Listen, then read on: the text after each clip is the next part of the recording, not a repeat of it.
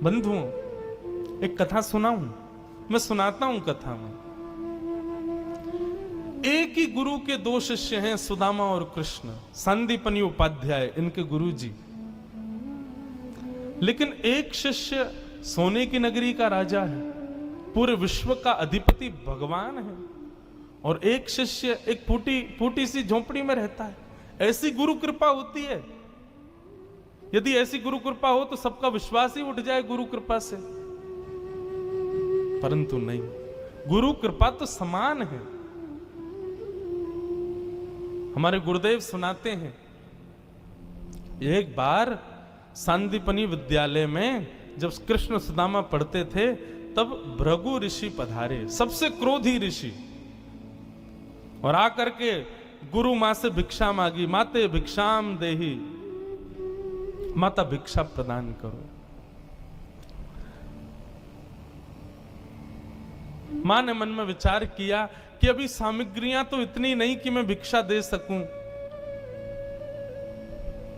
मना कर दिया, बोले भगवान आप कल आ जाना, आज तो भिक्षा के लिए सामग्री नहीं है, शाम को जब आ जाएगी तो कल आपको प्रदान कर दूंगा। अब भृगु ऋषि तो क्रोधी, उनको तो जब मांगे तब चाहिए।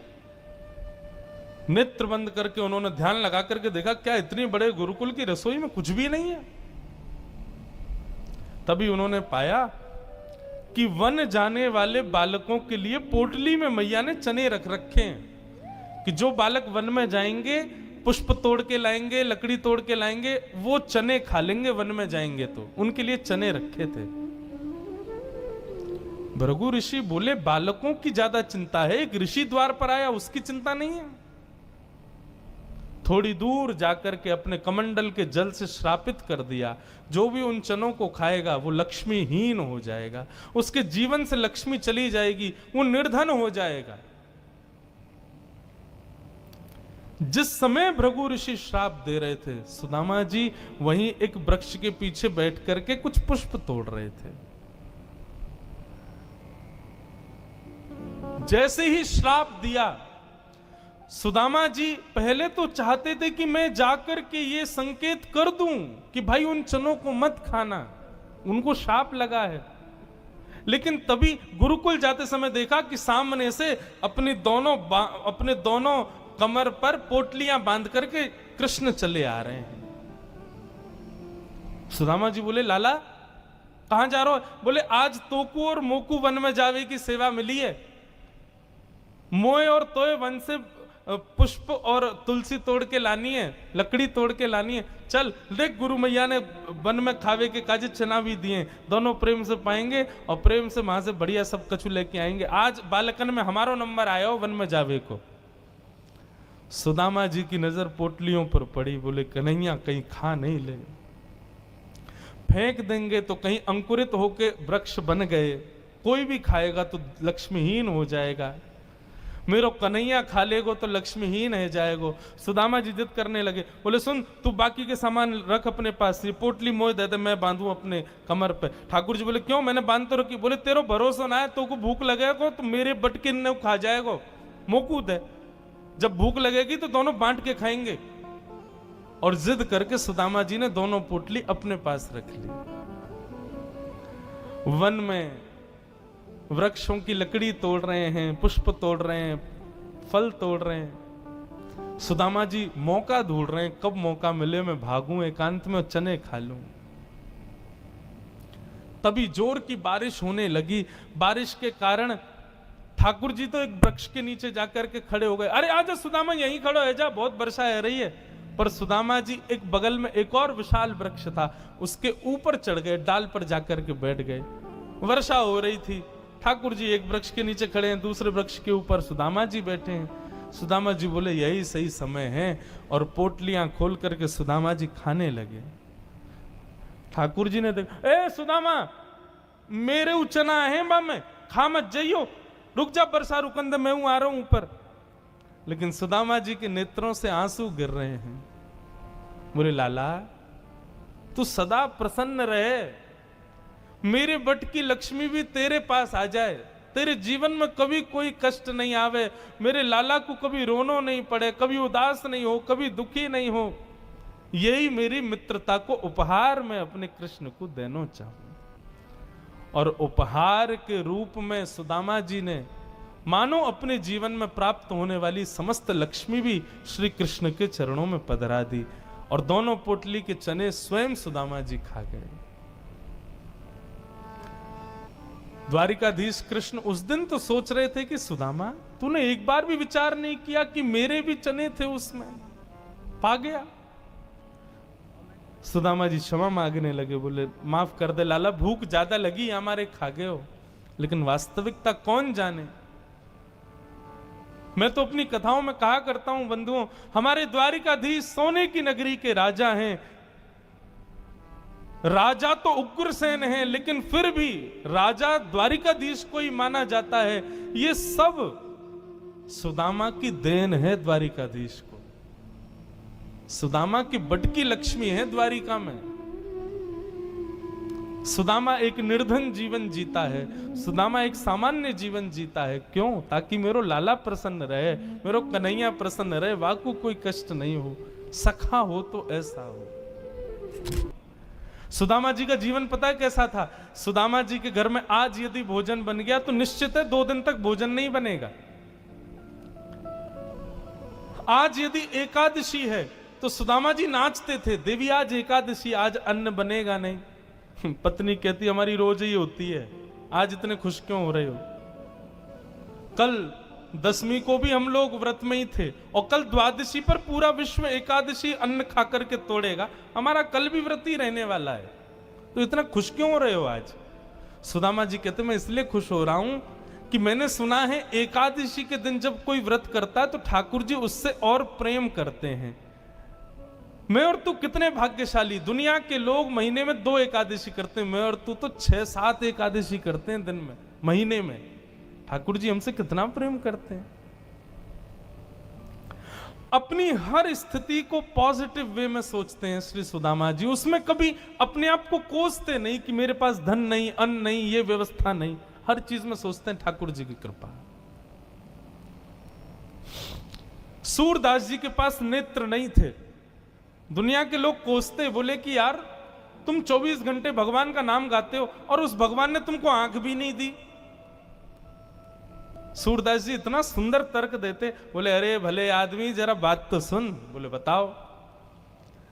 बोले तुमको आंख दी है भगवान ने, इसका मतलब तुम कभी कल को गड्ढे में गिरे ना तो लोग तुमको ही कोसेंगे, अरे देख के नहीं चलता है। लेकिन मैं कभी गड्ढे में नहीं गिरता, क्यों? क्योंकि तुम तो अपनी जिम्मेवारी पर अपनी आंखों से देख के चलते हो। मुझे नेत्र नहीं दिए ठाकुर जी ने, क्यों? मेरी उंगली पकड़ के श्याम सुंदर चलता है, मेरी जिम्मेवारी उसके हाथ है, तुम्हारी जिम्मेवारी तुम्हारे हाथ है। अपने आप देख के चलो, कहीं गिरो नहीं, कहीं फिसलो नहीं, लेकिन मेरी उंगली पकड़ के तो श्याम सुंदर चलता है। अरे तुझे देखने की आवश्यकता नहीं, मैं चल रहा हूं ना आगे आगे। मेरी जिम्मेवारी ठाकुर जी ने ली है, इसलिए मुझे नेत्र नहीं दिए।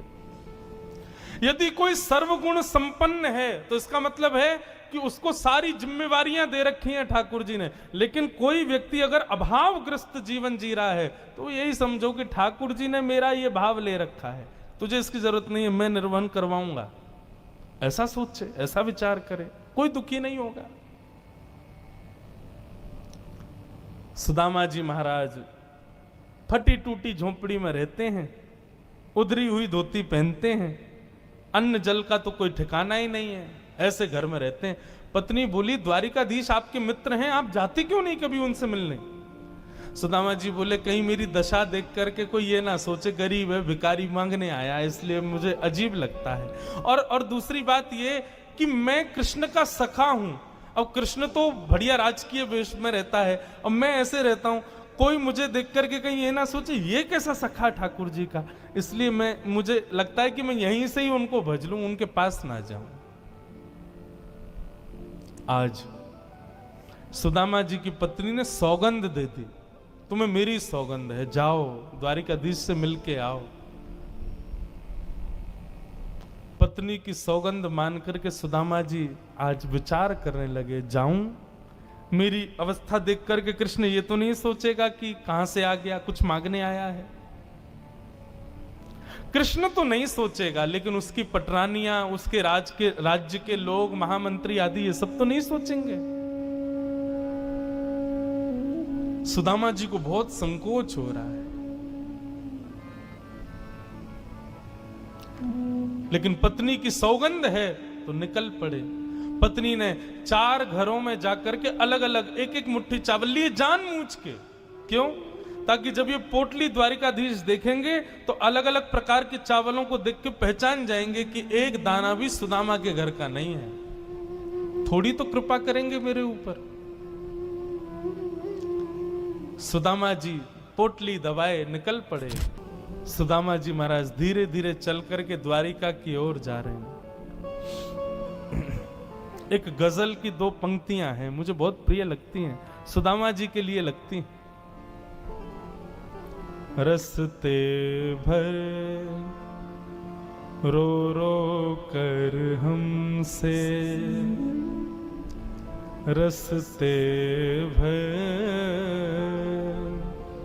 रो रो कर हमसे, पूछा पाँव के छालों ने, बसती कितनी दूर बसाली, बसती कितनी दूर बसाली, दिल में रहने वालों ने,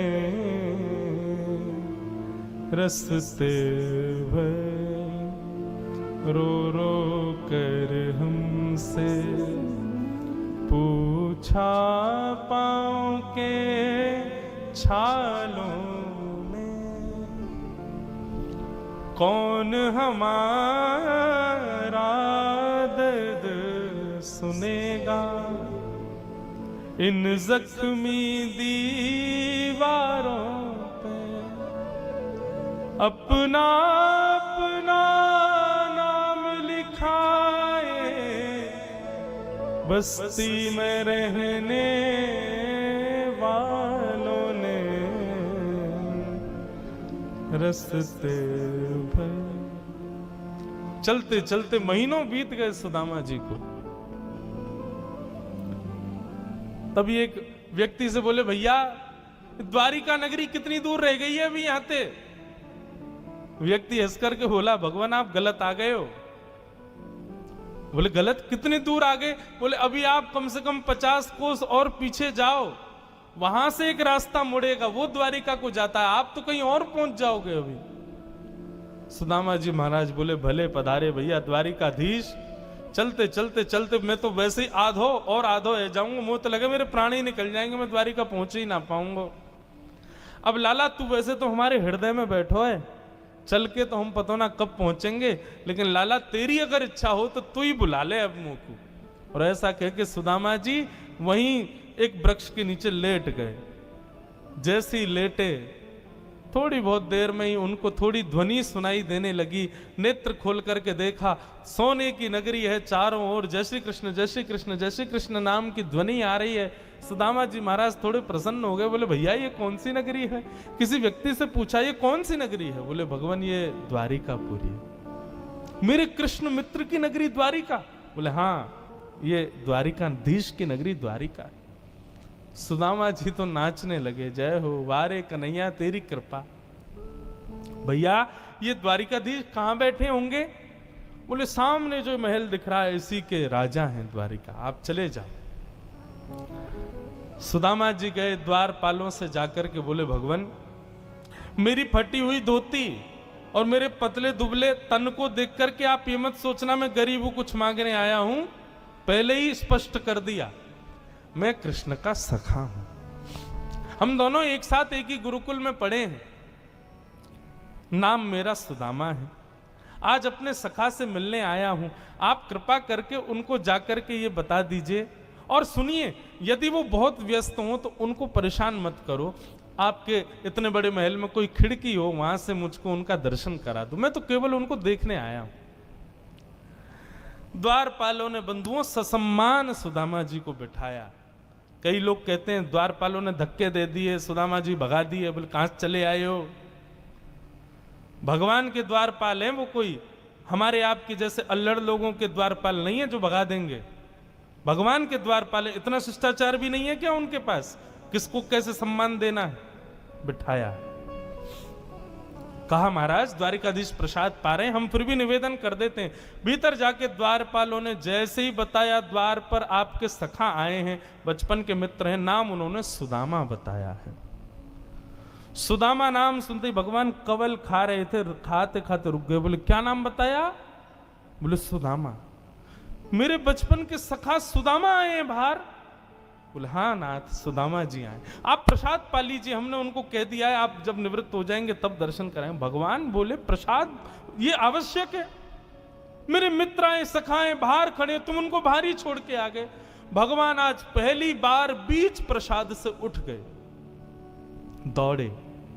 महामंत्री, सेनापति, पत्नियां सब दौड़ रही हैं। ऐसा कौन आ गया जिसके लिए भोजन छोड़ के भागे? द्वार पर दीनहीन सी अवस्था है, सुदामा जी खड़े। भगवान ने जाकर के हृदय से लगा लिया। बार बार उनके मुख को देखते हैं, फिर हृदय से लगाते हैं, फिर देखते हैं, फिर हृदय से लगाते हैं। अपने गले में गलवैयां डाल करके लेकर के चल रहे हैं, फिर चलते चलते पता नहीं क्या होता है, ठाकुर जी फिर रोकते हैं, फिर हृदय से लगा लेते हैं, फिर चलते हैं, फिर हृदय, बार बार हृदय से लगा रहे हैं और रोने लग रहे हैं ठाकुर जी। रुक्मणी आदि पटरानियों ने ऐसा दृश्य पहले द्वारिका में कभी नहीं देखा।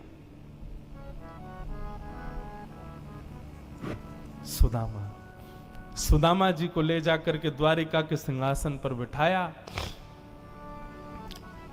भगवान ने अपने नेत्र के अश्रुओं से सुदामा जी के चरणों को धोया और संपूर्ण जल द्वारिका के चारों दिशाओं में छिड़क दिया। बोले हमारी द्वारिका पवित्र हो जाएगी। सुदामा जी के चरणों का चरणामृत।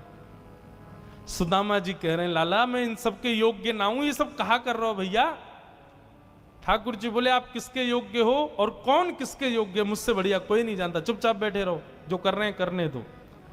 जो लक्ष्मी सदा के लिए विहीन हो गई थी, उस वही लक्ष्मी आज सुदामा जी के चरण पहुंच रही है।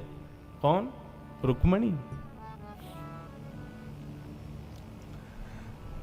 भगवान की सुदामा जी की थोड़ी मैत्री चर्चा हुई। सुदामा जी से भगवान ने पूछा सुदामा जी ब्याह हो गए आपके? बोले हाँ लाला है क्यों ब्याह। बोले ब्याह कर लिया, हमको नहीं बुलाया। बोले लाला कर्जा लेके ब्याह कियो और वह ब्याह में भी सबन को भोजन करावे के चक्कर में मैं और तेरी भाभी तो भूखे ही रहे। 4 दिन बाद पड़ोसी ने आके भोजन दियो तब जाके तो पेट भरो। अब वहां में तो को बुलाते तो लाला तो पवानो तो बहुत दूर की बात, अब तू आते तो तेरे संग घोड़ा आते, सैनिक आते, इनको ही नहीं पवा पाते। ऐसे ब्याह में फिर हम कैसे बुलाते लाला? हमारे निमंत्रण ना दियो। मेरी छोड़ लाला, तू बता तेने ब्याह कर लियो? बंधुओं, ठाकुर जी के पुत्र प्रद्युम्न की, अनिरुद्ध की आयु 50 वर्ष, भगवान के परपौत्र की आयु 25 वर्ष और स्वयं दादाजी भगवान की आयु 16 वर्ष। ठाकुर जी 16 वर्ष की दिखते हैं हमेशा, कभी उससे बड़े नहीं होते। ठाकुर जी सदा 16 वर्षीय रहते हैं। मतलब ये जब विकार आने प्रारंभ होते हैं ना बालकों में, दाढ़ी मूंछ आ जाना, विकार उत्पन्न होना, थोड़ा अलग अलग से दिखना, भारी आवाज हो जाना, ये विकार जिस आयु से आने प्रारंभ होते हैं ठाकुर जी केवल वहीं तक रहते हैं, उससे आगे ठाकुर जी की आयु नहीं बढ़ती। ठाकुर जी के नाती पोते भी भगवान से बड़े बड़े दिखते हैं। ठाकुर जी 16 वर्ष के ही घूमते रहते हैं पूरे द्वारिका में। सुदामा जी बोले लाला तेरो ब्याह भयो कि नहीं भयो? भगवान बोले हमारे ब्याह की मत पूछो, जैसे आपका ब्याह बताने लायक नहीं ऐसे हमारे ब्याह भी बताने लायक नहीं। बोले नहीं नहीं लाला बता ब्याह भयो कि नहीं? भगवान बोले हो गया। अच्छा भाभी कहाँ है? चलो मिलवाएं भाभी से। बोले यहीं बुलाते? बोले नहीं बड़ी जगह चाहिए भाभी से मिलने के लिए। बोले क्यों? बोले अब चलो पता चल जाएगी।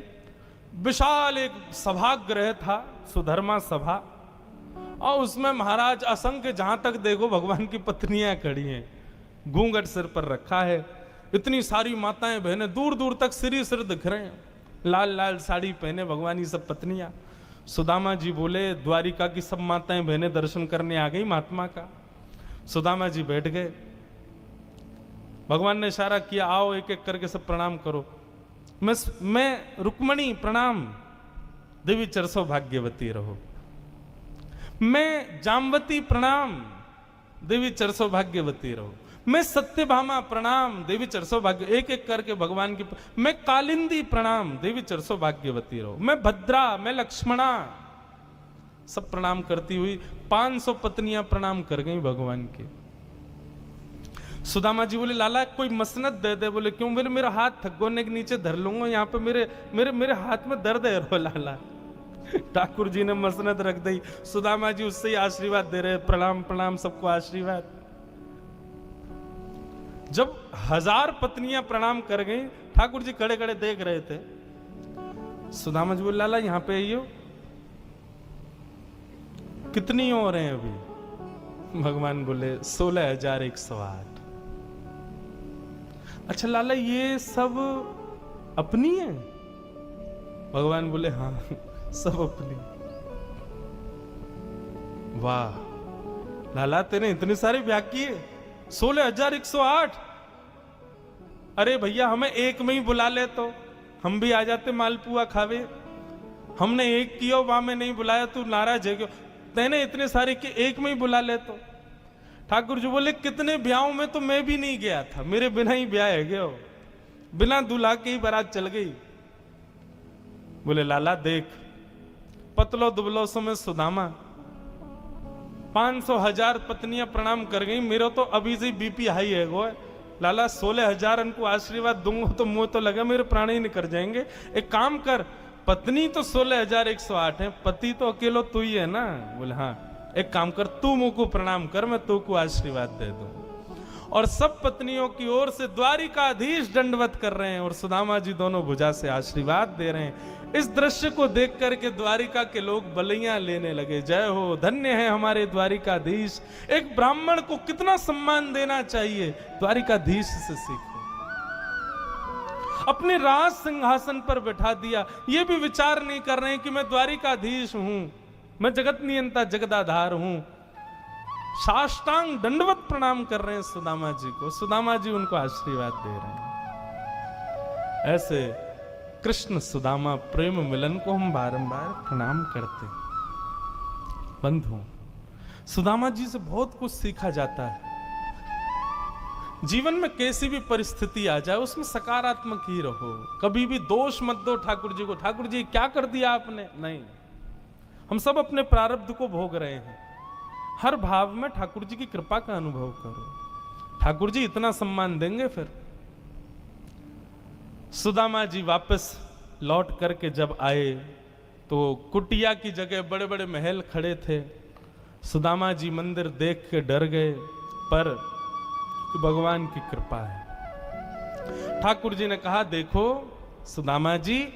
सुदामा जी बोले लाला इतनी व्यवस्थाओं में भजन नहीं होता, मैं तो वन में जाके भजन करूंगा। सुशीला और वहां के बालक रहे आएंगे महल में। ठाकुर जी बोले व्यवस्था मेरे से विमुख व्यवस्था होगी तो भजन नहीं होगा, मुझसे युक्त व्यवस्था यदि मिलेगी तो उसमें भी भजन करोगे, इसलिए चिंता मत करो। सुदामा जी महल में रहने लगे। इस प्रकार भगवान ने कृपा की। बोलो भक्तवत्सल भगवान की जय। मां बंधुओं एक बात बताएं आपको, आश्चर्य होगा सुन करके, संपूर्ण पूरी भागवत में श्री सुदामा जी का नाम नहीं है। राधा रानी का और सुदामा जी का, ये दो नाम आपको पूरी भागवत में नहीं मिलेंगे। आप कहेंगे कारण? हमारे शास्त्रों में कुछ नामों को लेना निषेध बताया गया, जैसे कि पति का नाम नहीं बोलना चाहिए, पत्नी का नाम नहीं बोलना चाहिए, एक पुत्र घर में हो उसका नाम नहीं बोलना चाहिए, गुरुजनों का नाम नहीं बोलना चाहिए, अपना नाम नहीं बोलना चाहिए स्वच्छंद अपने मुख से, बहुत रेयर हो तो ही बोलना चाहिए। और हम जिसका बहुत सम्मान करते हैं, बहुत प्रेम जिसके प्रति हमारा आदर सम्मान रहता है, उसका भी स्पष्ट नाम उच्चारण नहीं करना चाहिए। स्वच्छंद नाम बोलने में आयु घटती है, ऐसा शास्त्र आज्ञा है। इसलिए ये कुछ नामों के लिए निषेध बताया गया, दोष होता है।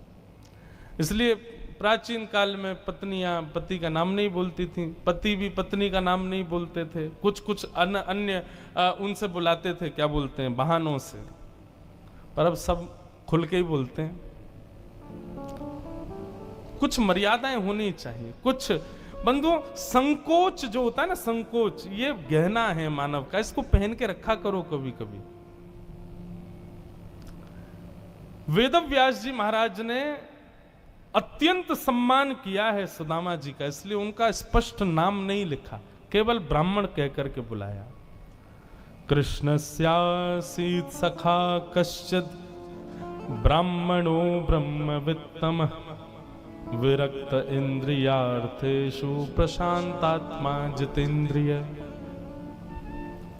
भगवान का एक सखा है, सुदामा नाम तो विद्वानों ने रख दिया सुदामा जी का। अच्छा, सुदामा नाम का अर्थ क्या होता है? सुदामा मतलब जो सुंदर दाम वाला है उसको सुदामा कहते हैं। सुदामा जी पे तो दाम ही नहीं थे, तो फिर नाम सुदामा क्यों रखा? विद्वानों ने कहा, बोले भैया संसार के लोगों को धन दाम लगता है, लेकिन वास्तव में सुंदर दाम वो जो कभी खर्च ना हो, और वो है भगवान का नाम। वो सदा रहता है हमारे पास, कभी खर्च नहीं होता, कभी हमसे दूर नहीं जाता। इसलिए सुदाम क्या है, सुंदर दाम क्या है? भगवान नाम। आप कहोगे दाम से तो वस्तुएं खरीदी जाती हैं, भगवान के नाम से भी कृपा खरीदी जाती है, भगवान के नाम से भी ज्ञान, वैराग्य, विरक्ति, विवेक, ये सब भगवान नाम से ही खरीदा जाता है। इसलिए वह भी दाम है और सुंदर दाम है, इसलिए सुदामा भगवान के सखा है।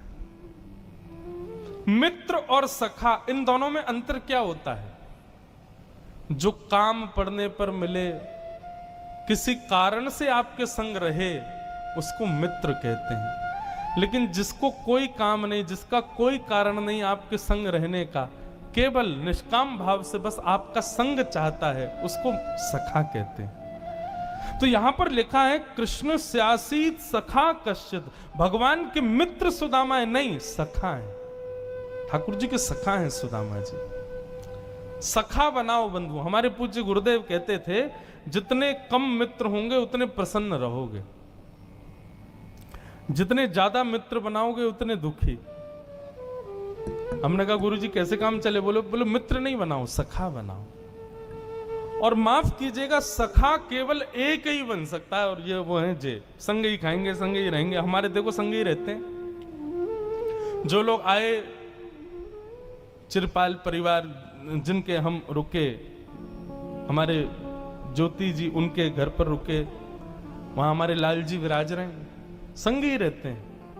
आज तक अहमदाबाद में विराज रहे थे, अब जाएंगे गांधी धाम विराजेंगे, आज शाम को 4 दिन वहां विराजेंगे, फिर वहां से फिर मुंबई विराजेंगे, फिर वापस घर विराजेंगे। हम विदेश जाएं, विदेश भी संग ही जाते हैं, कभी भी एक क्षण के लिए भी दूर नहीं रहते ठाकुर जी।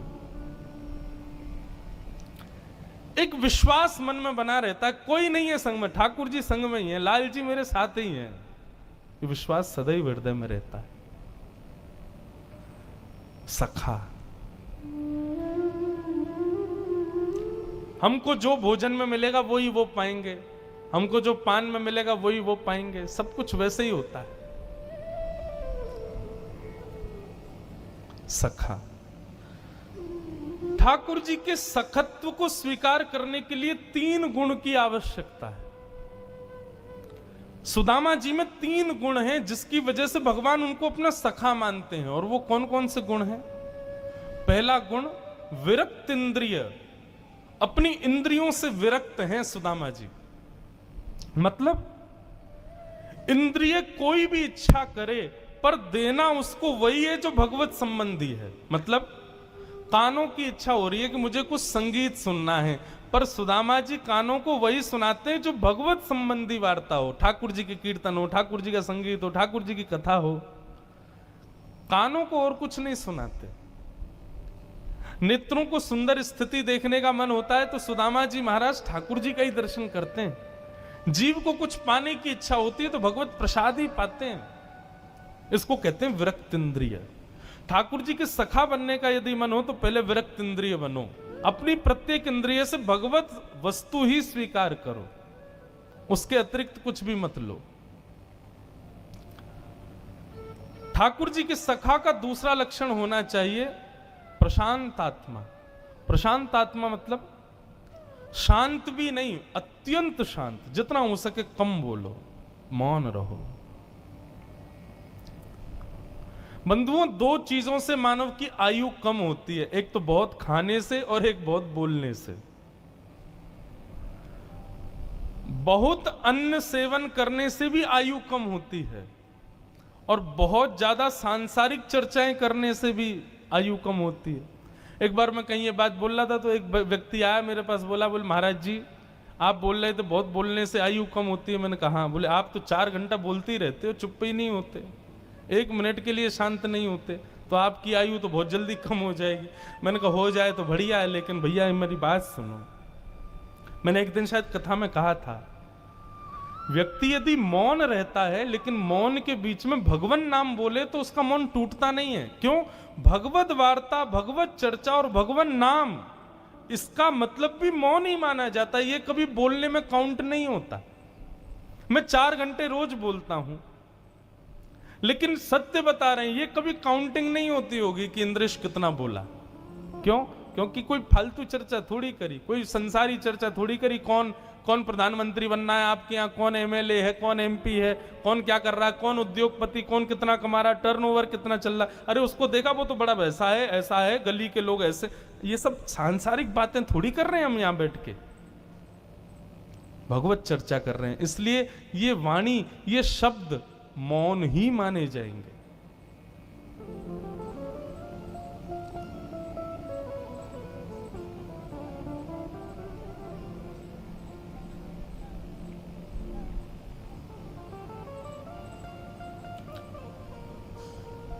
इसलिए भैया प्रशांत, थोड़ा शांत रहो, शांत से थोड़ा ज्यादा शांत रहो।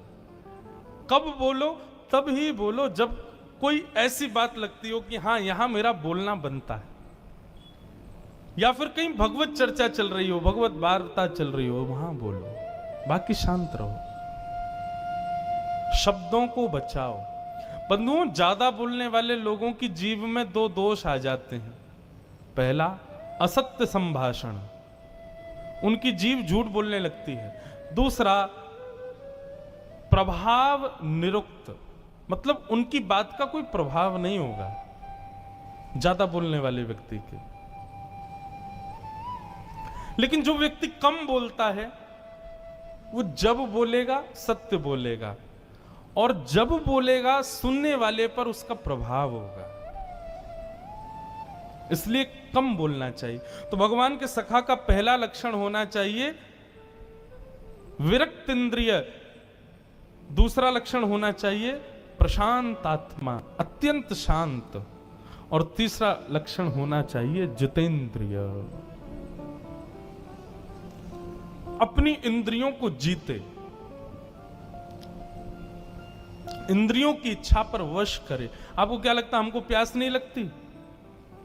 3-4 घंटे बोलते रहते हैं, हमारा गला नहीं सूखता, हमारी जीभ नहीं सूखती? सूखती है, होती है कभी कभी। बहुत आप तो अभी तो महीना बहुत बढ़िया है, यहां तो बढ़िया कूलर लगे हैं, वैसे तो एसी संग चलते हैं कथाओं में, लेकिन कई बार हमारी जेठ के महीनों में कथा होती है, जून, मई, जून, और दोपहर 2 बजे से कथा, विशाल पंडाल, 10,000 लोग बैठे हैं, और ऐसा तापड़ा, पूरा पंडाल इतना भवक रहा होता है कि बस ये लगे प्राण निकले क्या।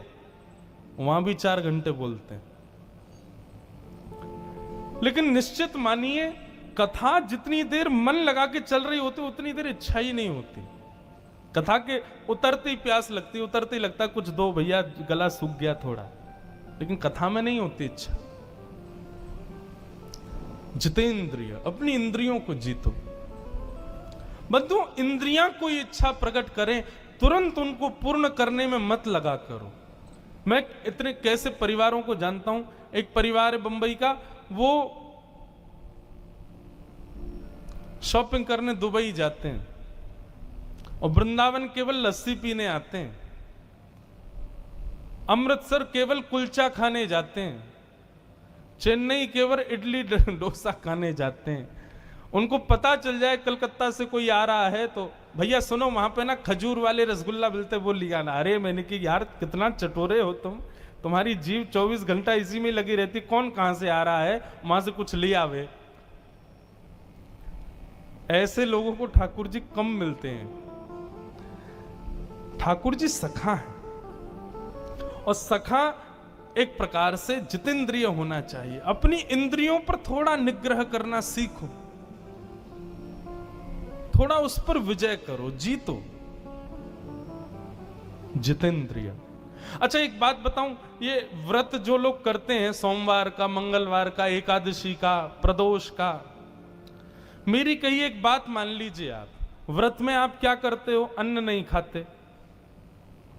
लेकिन ऐसा व्रत किस काम का, कूटू की पकौड़ी, कूटू की कचौड़ी, और महाराज उसमें भी वो बनता है, क्या बोलते हैं उसको, समा की खीर, और उसके खिचड़ी, और जे महाराज इतने सारे। मुझे ऐसा लगता है कि बेचारा रोटी सब्जी से जितनी कैलोरीज नहीं बढ़ाता होगा, एकादशी वाले दिन ज्यादा कैलोरीज बढ़ती होंगी उसकी, इतना खाता तला हुआ। अरे भाई व्रत करना है, व्रत का मतलब होता है एक दिन फल पे रहो, फलाहारी रहो। लेकिन बंधुओं मुझे ऐसा लगता है अब थोड़ा व्रत का नियम बदलना चाहिए। व्रत कैसे होना चाहिए, आप अपने दुर्गुण देखो, आपके अंदर दुर्गुण क्या है, कौन कौन सी आदतें ऐसी हैं जिसको आप रोज करते हो, नहीं छोड़ पाते, उसका त्याग करके देखो एक दिन।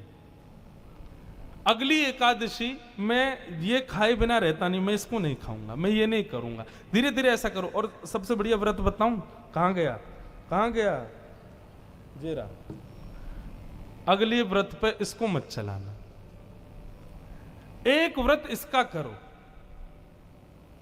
अगले व्रत में क्या नियम लिया, आज हमारी एकादशी, बोले क्या, बोले आज हम इसको नहीं चलाएंगे, पूरे दिन देखना ही नहीं है क्या हो रहा है इसमें। लेकिन ऐसा नहीं होना चाहिए कि फोन में मन तो लग रहा है कि यार थोड़ा देख लेते, थोड़ा रील्स देख लें, थोड़ा व्हाट्सएप देखें, क्या किसी का मैसेज आ रहा होगा, क्या हो रहा होगा।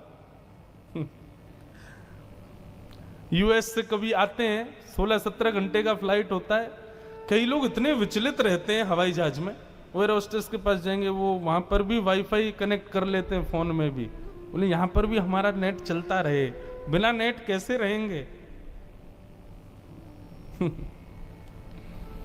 सतयुग, त्रेता, द्वापर, कलयुग, 4 युग हैं। सतयुग में प्राण बताए जाते थे अस्थियों में, हड्डियों में, इसलिए सतयुग में बहुत जल्दी प्राण नहीं निकलते थे लोगों के। त्रेता में प्राण आ गए मांस में, द्वापर में प्राण आ गए त्वचा में, और कलयुग में प्राण बाहर आ गए अन्न में।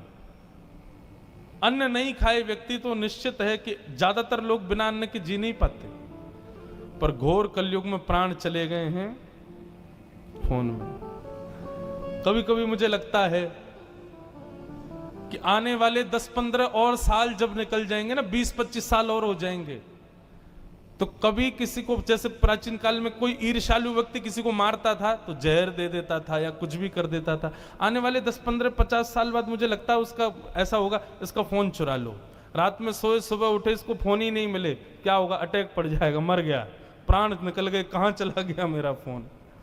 निश्चित है ये हो ही जाएगा। आज भी आप सुबह उठते हो, आपकी क्या कहूं, मैं खुद की कह रहा हूं, सुबह उठते ही सबसे पहले हम क्या करते, सही बताओ, फोन ही ढूंढते हैं कहां है, और नहीं मिले तो आधी घबराहट तो वैसी हो जाती है।